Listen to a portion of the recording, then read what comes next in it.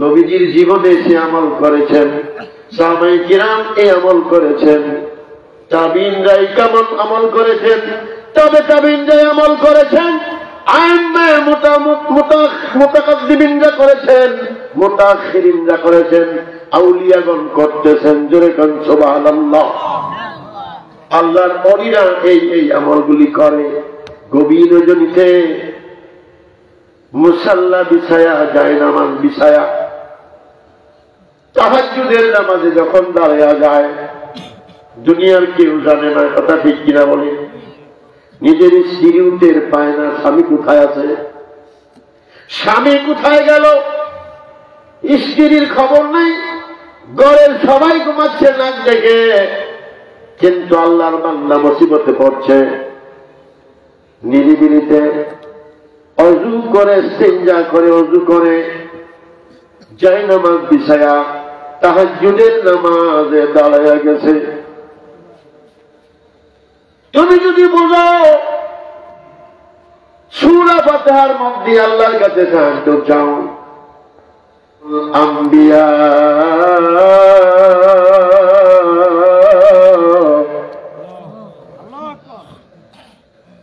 আমি শেষ নবী, আমি নবীদের মধ্যে শেষ নবী, আনা খাতামুল আম্বিয়া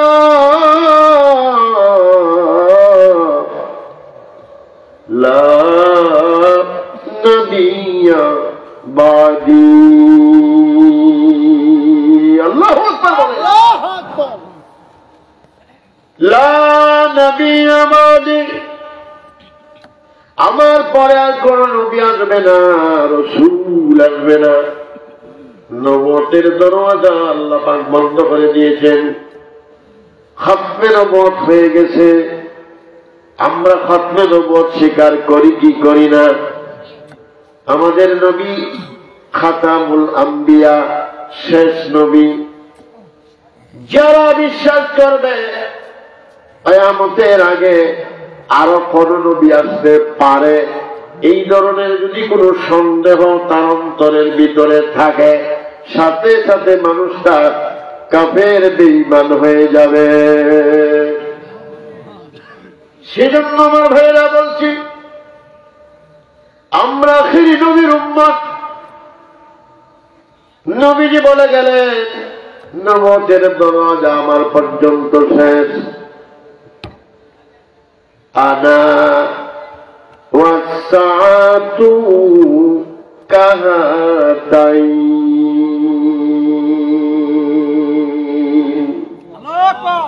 জোরে বলবেন আল্লাহু আকবার। সন্ধ্যা রাত্র খাওয়া দাওয়া করে আইছেন, এখন শক্তি টক্তি আছে, মাহফিলে বসলে কোরআন হাদিস শুনে যদি আপনি তাকবীর বলেন, সুবহানাল্লাহ বলেন, আলহামদুলিল্লাহ বলেন, আস্তাগফিরুল্লাহ বলেন, এতে লাভ না লস? লাভ না লস? আসছেন লাভ করার জন্য, কিছু লাভ করতে থাকে। এই জবানটা কে দিয়েছে? জবানের মালিক কে? এই জবানের কি কোনো হক নাই? হক আছে না? হক আদায় করা লাগবে না? জবান একটা বড় নিয়ামত, কথা ঠিক কিনা বলেন? জবান একটা নিয়ামত। তোমারে আল্লাহ জবান দিল, কথা বলার শক্তি দিল, মনের যত দুঃখ বেদনা ভালো মন্দ সব কিছু তুমি মানুষের কাছে প্রকাশ করতে পারো। এই সুযোগ, এই ক্ষমতা কে দিয়েছেন? কে দিয়েছেন? চিন্তা করুন আমার ভাইরা, আমার মতো আপনার মতো কত সুন্দর দেহের অধিকারী, স্বাস্থ্যের অধিকারী, দেখলে মনে হয় এত সুন্দর একটা মানুষ, কিন্তু তারপরে খুঁজলে পাওয়া যায় সে কথা বলতে পারে না। এমন আছে না? নাই? আছে না? যাদের জবানটা বন্ধ করে দিচ্ছে আল্লাহ, বুবা হয়ে আছে দুনিয়াতে, কথা ঠিক না? মনের কি ভাব, মনের দুঃখ বেদনা আবেগ, কোন কিছুই সে জীবনে প্রকাশ করতে পারল না। আপনি বলেন তো এই মানুষটা আল্লাহর কি অন্যায় করেছিল? তার কি অপরাধ ছিল? তার জবান কেন বন্ধ হলো? এই প্রশ্নের উত্তর দুনিয়ার কেউ দিতে পারবে না, কথা ঠিক কিনা? আপনি এত সুন্দর জবান পেলেন, এত সুন্দর কণ্ঠ আল্লাহ পাক আপনাকে দান করলেন। এই জবান আর কণ্ঠের কি শুকরিয়া আদায় করলেন? 30 পারা কোরআন শরীফ আল্লাহর পক্ষ থেকে নাজিল করা হয়েছে।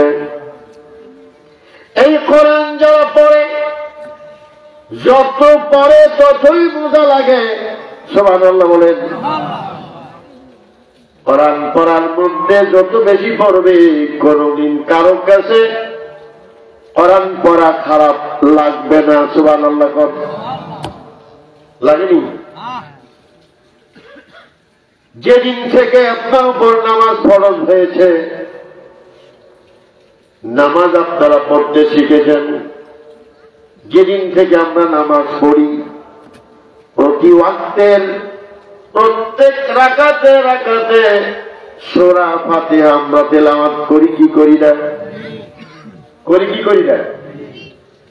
এই সূরা ফাতিহা তিলাওয়াত করতে করতে করতে করতে মানুষ বুড়া হয়ে গেছে নামাজের মধ্যে, কিন্তু কেউ কোনোদিন বলে না যে আর কোরআন আর সূরা ফাতিহা পড়তে মন চায় না। এমন কথা কেউ বলে না। তাকবীরে তাহরিমা বাদার পরে সালাত আদায় করে বান্দা জবান দিয়ে বলতে থাকে আলহামদুলিল্লাহি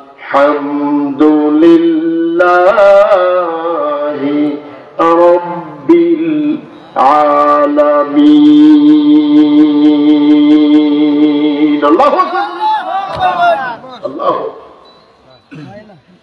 ভাইরা আমার, বন্ধুরা, বাবাজিরা, গভীর মনোযোগ।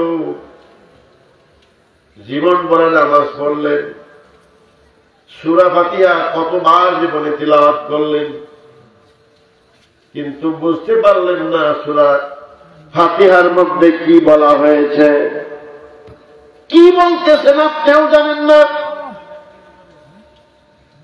আমরা যখন ফাতিহা লক্ষ্য করি,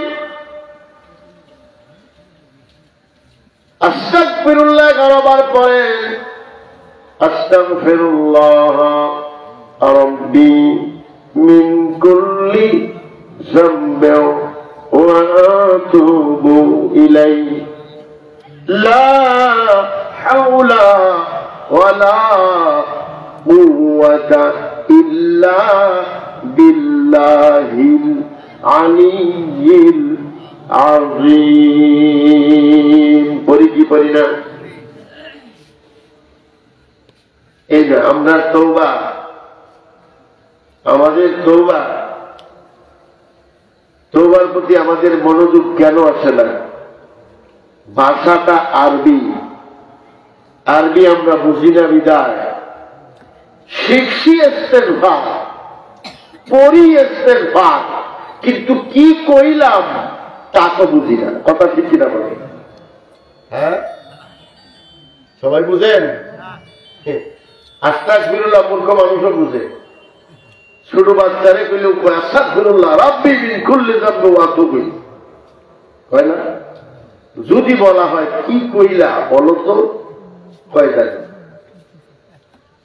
শুনেন, কোন কথা যদি আপনার জবান দিয়া বলতে থাকেন, আর এই কথাটা যদি আপনি ভাষাটা, এটার অর্থটা আপনি না বুঝেন, তাহলে এটার প্রতি আপনার মনোনিবেশ হবে না, ধ্যান খেয়াল ঠিক মতো থাকবে না। কথা ঠিক কিনা? এজন্য আমরা তওবা করি ঠিকই, আস্তাগফিরুল্লাহ রাব্বি মিন কুল্লি যামবি ওয়া আতুবু ইলাইহি লা হাওলা ওয়ালা কুওয়াতা ইল্লা বিল্লাহিল আলিয়্যিল আযীম। 11 বার কইতে আধা মিনিট সময় লাগে, ঠিক না? কি যে কইলাম নিজেও বুঝি না।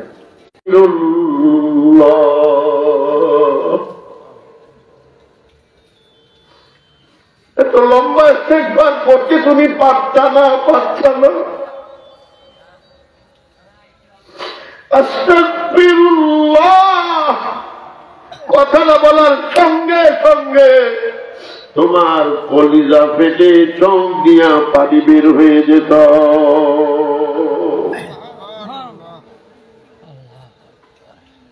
কত উনি আল্লাহর দরবারে গেলাম, কতবার সবক দিল, তালিম করলো, কত বুঝাইয়া সোজাইয়া চোখের পানি বের করলো, কত কঠিন তালিম দিয়া আল্লাহর ওলিরা সালেকদেরকে মুরিদদেরকে কত ভয় ঠয় দেখায়া খবর জবান থেকে বের হওয়ার সঙ্গে সঙ্গে কাঁদতে কাঁদতে পেরেশান হইয়া যাইত।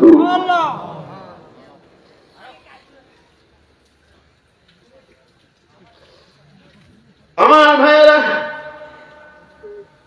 আস্তাগফির আস্তাগফির, আমি ক্ষমা চাই, আমারে মাফ করো। গুনার প্রতি খেয়াল করে বান্দা যখন জানতো আমি তো গুনাহ মাফ চাইতেছি, আল্লাহর কাছে ক্ষমা চাইতেছি, তাহলে তার তওবাটা খুব সেই কলিজার ঢেউ দিয়া চোখ দিয়া ঘর ঘর করে পানি বের হয়ে যায়। ভাইরা আমার বন্ধুরা, হাদিস শরীফে পাওয়া যায় সাহাবায়ে আজমাইন রিদওয়ানুল্লাহ উনারা যখন তওবায় বসতেন, একা একা নিরিবিলি যখন তওবা করতেন, দেখা যাইত ওনারা চোখটা বন্ধ করে গভীর খেয়াল এবং ধ্যানে পড়ে নিজের গুনাহগুলি স্মরণ করে একবার খালি জবান দিয়া কইত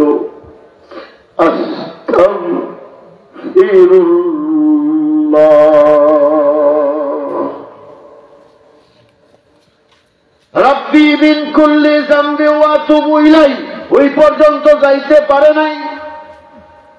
আস্তাগফিরুল্লাহ, শুধুমাত্র আস্তাগফিরুল্লাহ বলতেই তার চোখ দিয়া পানি গড় গড় করে বের হয়ে যাওয়া শুরু হয়ে গেল। কাঁদতে কাঁদতে পেরেশান হয়ে গেল। ঘন্টার পর ঘন্টা দেখা যায় সাহাবী আস্তাগফিরুল্লাহ বলে বলে কান্দে,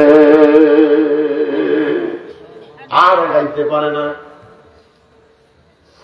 কেউ কেউ আস্তাগফিরুল্লাহ রাব্বি রাব্বি, আমার প্রভু। রাব্বি অর্থ কি? আমার প্রভু,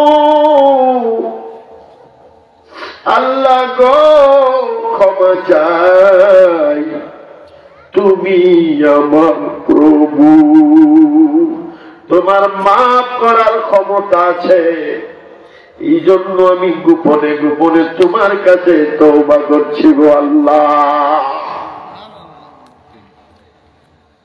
সাহাবায়ে কেরাম বুঝতেন কি বলতেছে, জবানে কথাটা কি বলতেছেন সব তারা জানতেন, বলতেন। এই জন্য তওবার মধ্যে অল্প সময়ের মধ্যেই তাদের কলিজা ফেটে কান্না বের হয়ে যেত।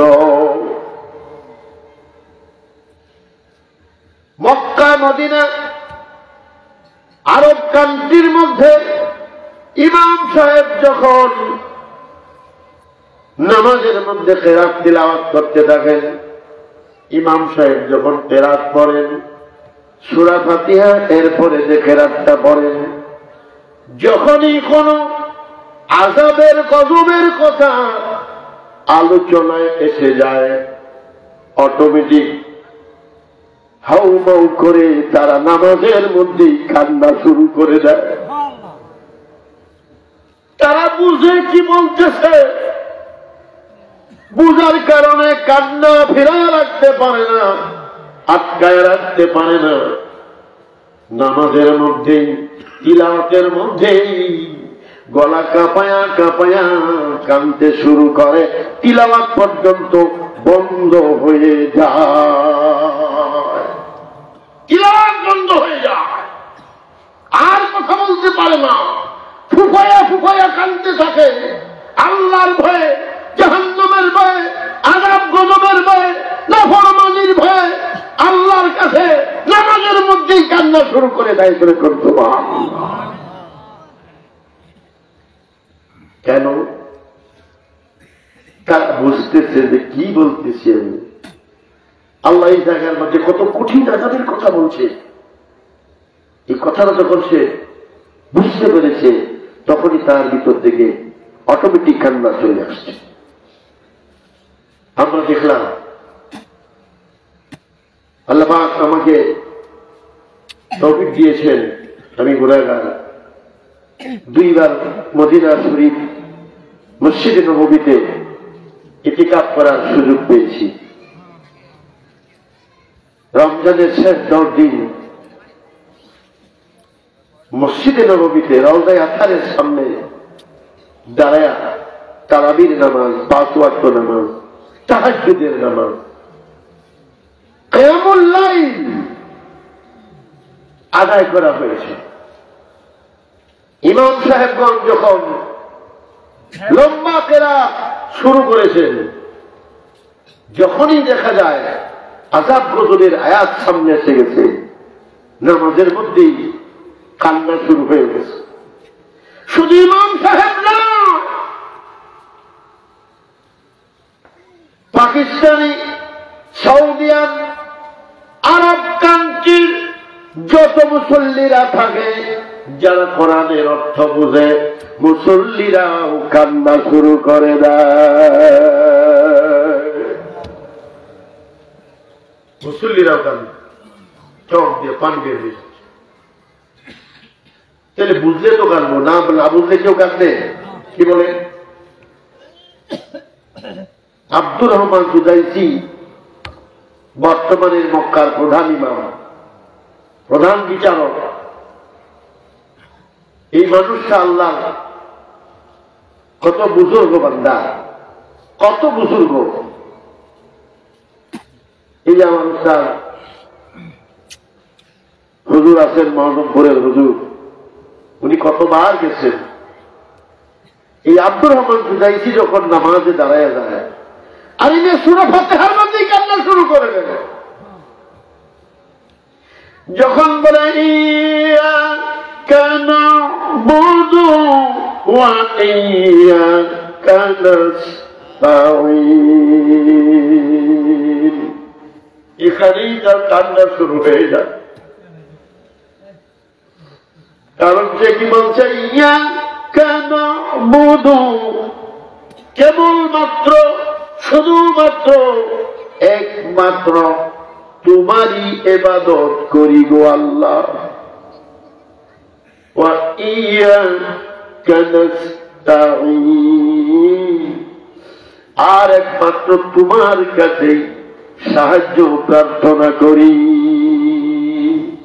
আমি তোমার গোলাম, আমি তোমার গোলাম, দাঁড়িয়েছি নামাজে গো আল্লাহ।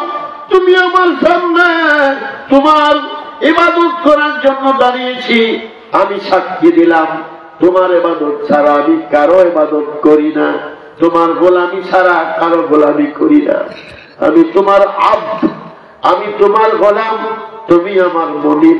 আল্লাহ, তোমার কাছে আমি সাহায্য চাই। জোরে বলুন সুবহানাল্লাহ। ভাইরা আমার, খারাপ লাগতেছে? অসুবিধা হইতেছে? ভাইরা আমার, নবীজি জীবনে 63 বছরের মধ্যে, 30 বছরের কথা বলি না, 63টা বছরের মধ্যে নবীজি যখনই কোন আপদে বিপদে মুসিবতে সমস্যার সম্মুখীন হইতেন, তখনই তিনি নামাজে দাঁড়িয়ে দিতেন। দূরে সুবহানাল্লাহ। নামাজ হলো সমস্ত সমস্যার সমাধানকারী ইবাদত। আমরা তো কিচ্ছু বুঝি না। আমরা মুসিবতে বললে হাউ মাউ করে কান্দি, ওর কাছে বলি, ওর কাছে বলি, ওর কাছে সাহায্য চাই, ওর কাছে সাহায্য চাই, কত কিছু, ঠিক কিনা বলেন? কিন্তু নবীজি শিক্ষা দিয়েছেন না, কারো কাছে যাওয়া যাবে না, সেটা হবে শিরক। তুমি চাও তোমার মাবুদের কাছে, নামাজে দাঁড়িয়ে যাও, সালাতুল হাজত পড়ো, কি প্রয়োজন তোমার নিরিবিলিকে তোমার মাবুদকে বলো, পরীক্ষা করে দেখো আল্লাহ কবুল করে কি করে না। দেখুন সুবহানাল্লাহ, তুমি কি বলবে? আলহামদুলিল্লাহি রাব্বিল আলামিন। আল্লাহু আকবার। সবাই বলি, কিন্তু খেয়াল তো আমাদের এদিকে থাকে, থাকে খেয়াল থাকে না। আলহামদুলিল্লাহি রাব্বিল আলামিন বারবার বলি, কিন্তু কি বললাম সেই অর্থের দিকে আমরা খেয়াল করি না, কারণ জানা নাই। আলহামদু হলো সকল প্রশংসা।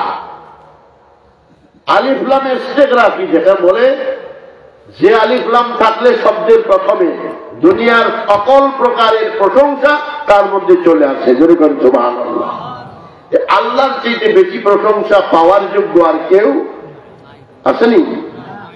আল্লাহর চাইতে প্রশংসা বেশি পাওয়ার যোগ্য আর কেউ নাই, সেজন্য আলহামদু বলা হয়েছে। বান্দা বলে সকল প্রকার প্রশংসা আল্লাহর জন্য, যিনি সমস্ত কুল কায়নাত, সমস্ত জগতের পালনেওয়ালা রব। আল্লাহু আকবার বলেন না, বলেন না আল্লাহু আকবার। তুমি সাক্ষী দিচ্ছ সমস্ত জগতের, কুল কায়নাতের, সমস্ত সৃষ্টির একমাত্র রব হলো, পালন করতে হলো আল্লাহ। এর চাইতে বড়, এর চাইতে ভালো কোন সুসংবাদ পৃথিবীতে আর নাই। সুবহানাল্লাহ বলেন, পৃথিবীতে আর নাই। এটা সবচেয়ে বড় মূল্যবান ঘোষণা, মূল্যবান স্বীকৃতি, মূল্যবান সাক্ষী। জোরে বলেন সুবহানাল্লাহ।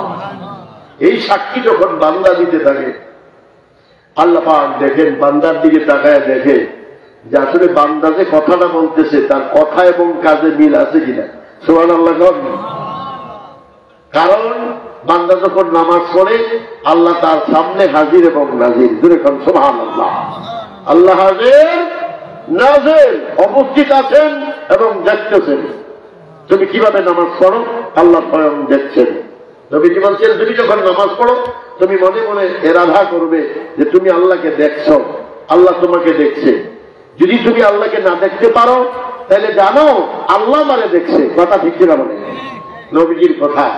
তাহলে এই এরাদা, এই ইচ্ছা, এই ইয়াকিন, এই বিশ্বাস যদি আপনার ভিতরে থাকে, আল্লাহ আমার সামনে দাঁড়িয়ে আছে, অবস্থান করছেন, আমাকে দেখছেন, তাহলে আপনার নামাজটা হবে ভয় এবং বিনয়ের মাধ্যমে। কথা বৃদ্ধি হবে।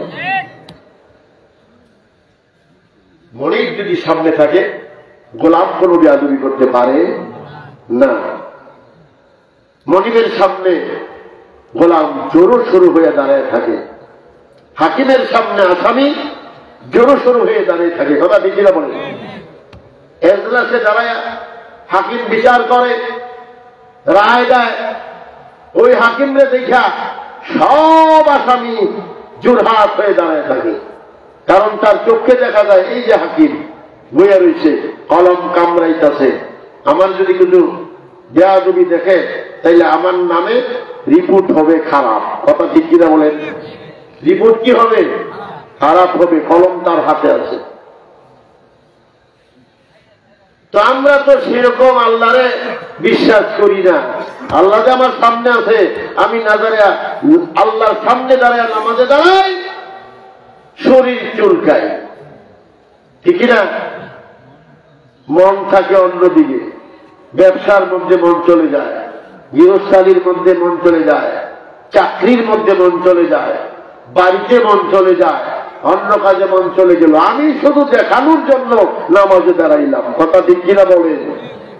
কারণ যদি আপনি মনে করতেন যে হাকিম যে বা সামনে আছে, সেইভাবে যদি আল্লাহকে আপনি হাজির নাজির জেনে নামাজে দাঁড়াইতেন, তাহলে নামাজটা আপনার খুশু খুশু ভয় এবং বিনয় এর মাধ্যমে আদায় হতো। দুনিয়ার কেউ আপনার প্রতি দেখতো তাকায়া যে এটা সত্যিকারের সে নামাজে দাঁড়িয়েছে। যেরকম সুবহানাল্লাহ। সে নামাজ কোন নামাজ? সে নামাজ কোন নামাজ? আল্লাহর নবীর সাহাবায়ে কিরাম দেখা গেলেন হযরত আলী রাদিয়াল্লাহু তাআলা ওনার পায়ের মধ্যে তীর ঢুকছে। যুদ্ধের ময়দানে তিনজন সাহাবী,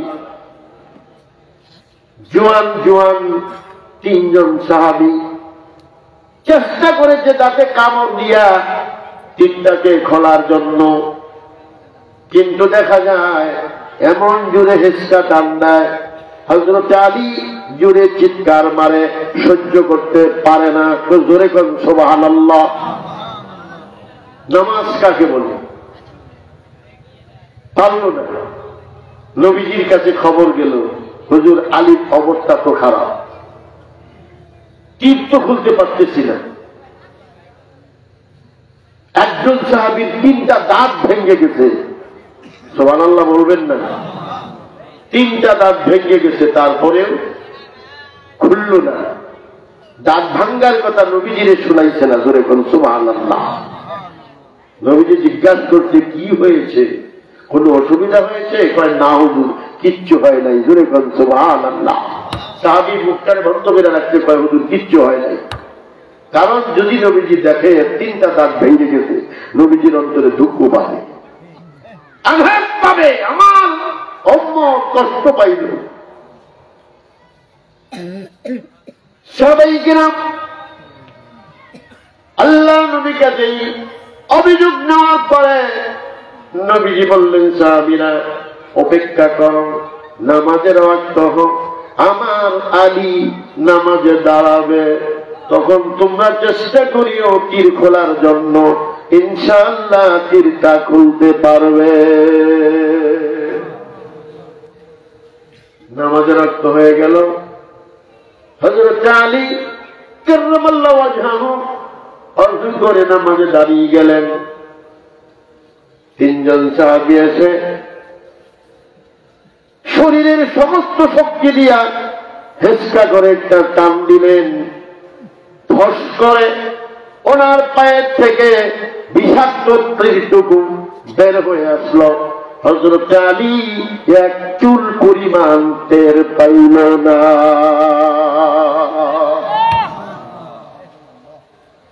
তার নাম হলো নামাজ। এর নাম হলো নামাজ। নামাজে যখন দাঁড়িয়ে আল্লাহু আকবার তাকবীর তাহরিমা, যে তাকবীরটা বলার পরে দুনিয়ার সব কিছু হারাম হয়ে যায়, কথা বলা যায় না, কাজ করা যায় না, কোন আমল করা যায় না, শুধু নামাজের ধ্যানে থাকা লাগে। এইরকম তাকবীর যদি তুমি দিতে পারো, সব কিছু হারাম করে নিতে পারো। তুমি যদি জানো আমার আল্লাহ, আমার মাহবুব আমার সামনে হাজির নাজির। হযরত আলী নামাজ পড়তেন আল্লাহকে হাজির নাজির জেনে। জমিন থেকে আরশ আজিম পর্যন্ত কোন পর্দা থাকতো না। বিনা পর্দায় হযরত আলী রাদিয়াল্লাহু তাআলা নামাজ আদায় করছে।